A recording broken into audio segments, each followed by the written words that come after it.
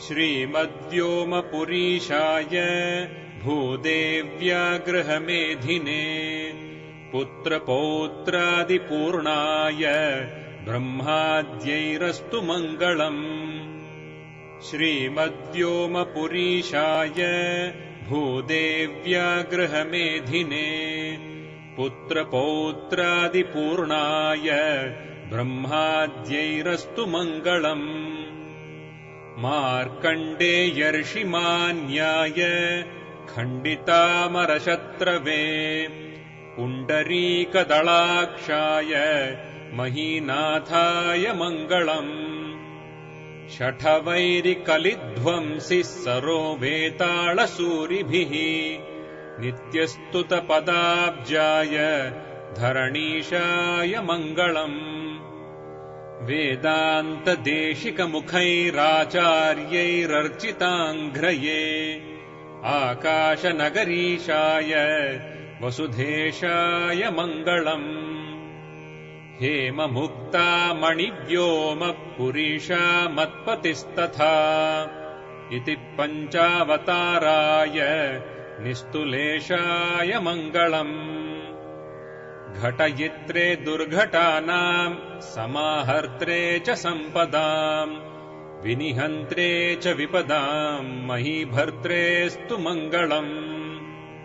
लावण्यनिधये पास्तलवणाय महीकृते कारुण्येनावतीर्णाय शरण्यायास्तु मङ्गलम्। शुद्धानन्दविमानेऽस्मिन् स्वयं व्यक्ताय तेजसे अहोरात्रसरस्तीर पारिजाताय मङ्गलम्। मार्कण्डेयस्य तार्क्ष्यस्य धर्मसह्यजयोरपि प्रत्यक्षायाम्बुजाक्षाय धरानाथाय मङ्गलम्। भूमिदेवी समेतस्य श्रीनिवासस्य भक्तितः मङ्गलाशासनमिदम् पठतामस्तु मङ्गलम्। मङ्गलाशासनपरैर्मदाचार्यपुरोगमैः सर्वैश्च पूर्वैराचार्यैः सत्कृतायास्तु मङ्गलम्।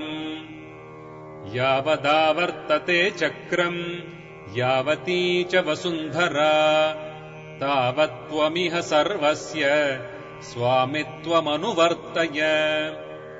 कवितार्किकसिंहाय कल्याणगुणशालिने श्रीमते वेङ्कटेशाय वेदान्तगुरवे नमः।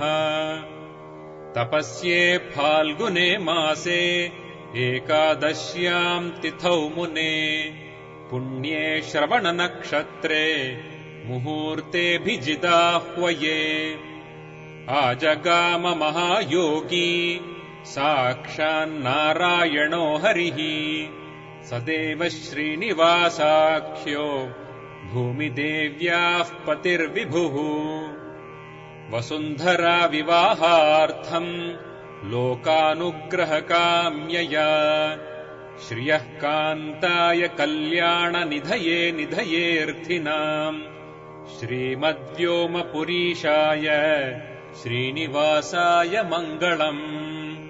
श्रियः कान्ताय कल्याणनिधये निधयेऽर्थिनाम् श्रीमद्व्योमपुरीशाय श्रीनिवासाय मङ्गलम्।